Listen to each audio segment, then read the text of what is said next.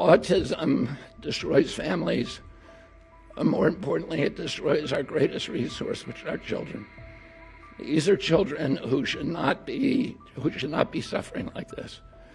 These are kids who, many of them were fully functional and regressed because of some environmental exposure into autism when they're 2 years old. And we have to recognize we are doing this to our children, and we need to put an end to it.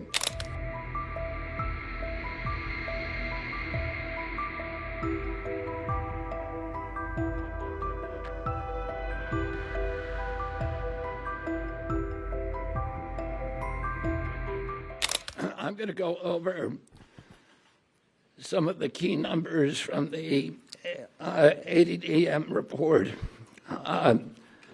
Overall, the autism is increasing in prevalence at an alarming rate. The study tests 8-year-olds who were born in 2014. And by the way, these studies are 2 years later than they should be. And one of the things that we're going to do as we move this function to the Administration for a Healthy America, to the Chronic Disease Division, the new Chronic Disease Division, is we are going to have updated real-time data so that people can look at this, so Americans can understand what is happening with chronic disease in this country in real time, and not have to wait 2 years to react. We don't wait 2 years to react to a measles epidemic, and we should not, or any kind of infectious disease. We shouldn't have to do that for diabetes or autism. The ASD prevalence rate in 8-year-olds is now 1 in 31. Shocking. There's an extreme risk for boys. Overall, the risk for boys of getting an autism diagnosis in this country is now 1 in 20. And as high in California, which has the best data collection. So it probably also reflects the national trend, 1 in 12.5 boys. One of the things that I think that we need to move away from today is this ideology that the autism diagnosis, that the autism prevalence increases, the relentless increases, are simply artifacts of better diagnoses, better recognition, or changing diagnostic criteria. If you look at Table 3 of the ADDM report, it's clear that the rates are real. And so I want to just read you some of little excerpts from some of the older studies. The baseline for autism in this country was established with the largest epidemiological study in history, a study of all 900,000 children in the state of Wisconsin, children under the age of 12. They found 0.7 children had autism in every 10,000. That's less than 1 in 10,000. Today we're at 1 in 31.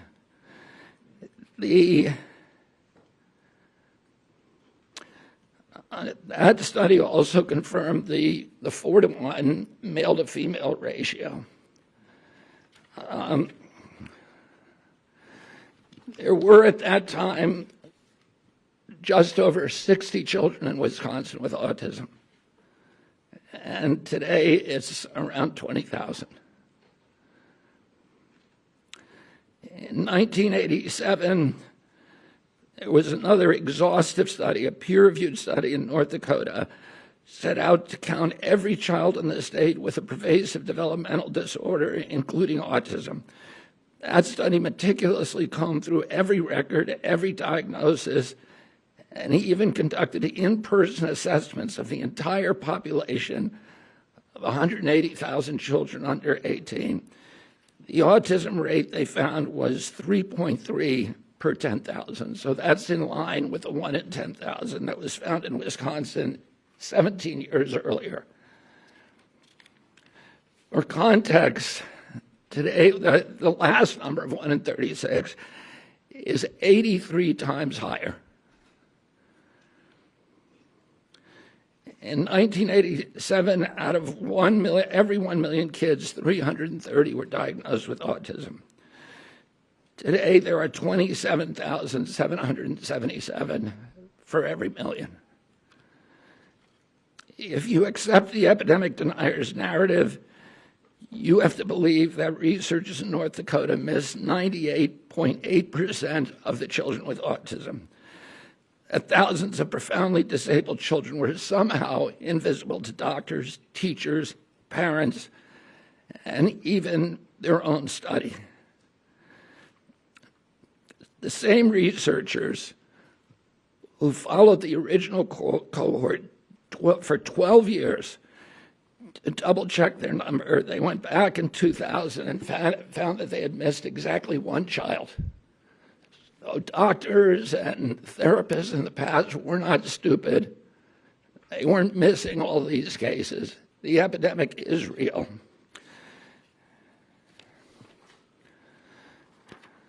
Between 1959 and 1965, researchers from 14 hospitals associated with major universities undertook the National Collaborative Perinatal Project, tracking 30,000 children from birth to age 8. This was no half-baked survey-based analysis. The study conducted 9 separate screenings covering neurology, psychology, speech, language, hearing, and visual function. Every developmental quirk, anomaly, and disorder was logged with painstaking detail. Autism, a condition characterized by profound impairments in social communication and behavior, would have stood out like a neon sign. There were 14 cases. That's 4.7 per 10,000. So we know what the historic numbers are, and we know what the numbers are today. And it's time for everybody to stop attributing this to this ideology of epidemic denial. In 2009, the California State Legislature charged the Mind Institute at UC Davis because this myth was already becoming pervasive, the myth of epidemic denial was already becoming pervasive in the mainstream media. The California legislature directed the Mind Institute at UC Davis to answer the question. And Irva Hertz-Pichota was a highly esteemed, revered scientist, neurology, and epidemiologist, came back with a definitive answer: the epidemic is real. Only a very, very small portion of it can be changed can be charged to better recognition or better diagnostic criteria. I want to say a couple of other things. There are many, many other studies that affirm this. And instead of listening to this canard of epidemic denial, all you have to do is start reading a little science, because the answer is very clear. And this is catastrophic for our country. There's a recent study by Blaxell et al. And a team of other researchers that said that the cost of treating autism in this country by 2035, so within 10 years, will be $1 trillion a year. This is added to already astronomical healthcare costs. And then there's an individual injury. These are kids this is a preventable disease. We know it's an environmental exposure. It has to be. Genes do not cause epidemics. They can provide a vulnerability. You need an environmental toxin. And Irva Hertz-Pichota pointed out that because of this mythology, that the amount of money and resources put into studying genetic causes, which is a dead end, has been historically 10 to 20 times the amount spent by NIH and other agencies to study environmental factors, to study exposures, to study external factors, and that's where we're going to find the answer. This is an individual tragedy as well. Autism destroys families. More importantly, it destroys our greatest resource, which are our children. These are children who should not be suffering like this. These are kids who, many of them were fully functional and regressed because of some environmental exposure into autism when they're 2 years old. And these are kids who will never pay taxes. They'll never hold a job. They'll never play baseball. They'll never write a poem. They'll never go out on a date. Many of them will never use a toilet unassisted. And we have to recognize we are doing this to our children, and we need to put an end to it. I referred to a number of studies. There are many, many, many others in the scientific literature that absolutely explode this mythology that this is, that the autism epidemic is not real. If you read the literature, it is absolutely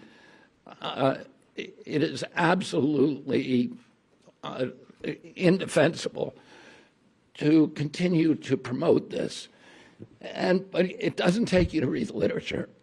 It just takes a little common sense. If the epidemic is an artifact, a better diagnostic criteria or better recognition, then why are we not seeing it in older people? Why is this only happening in young people? I asked Walter before we came out here, I said, have you ever seen anybody our age?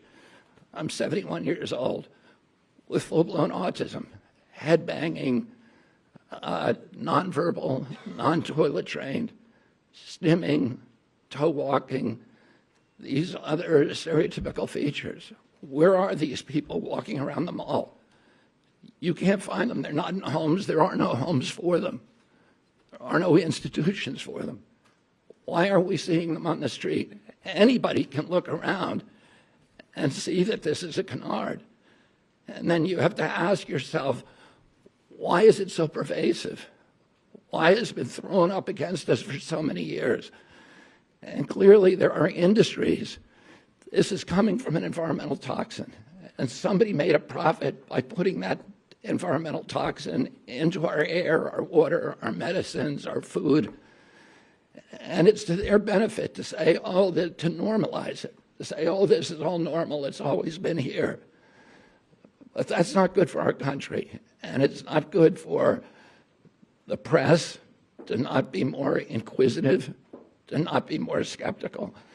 And within 3 weeks, and probably we're hoping in 2 weeks, we're going to announce a series of new studies to identify precisely what the environmental toxins are that are causing it. This has not been done before. And we're going to do it in a thorough and comprehensive way, and we're going to get back to with an answer to the American people very, very quickly. I want to say that I'm very grateful to President Trump because he tasked me on day one of this job with making this a priority, of finding out what's causing the autism epidemic, and we are going to do it for him. Thank you all very much.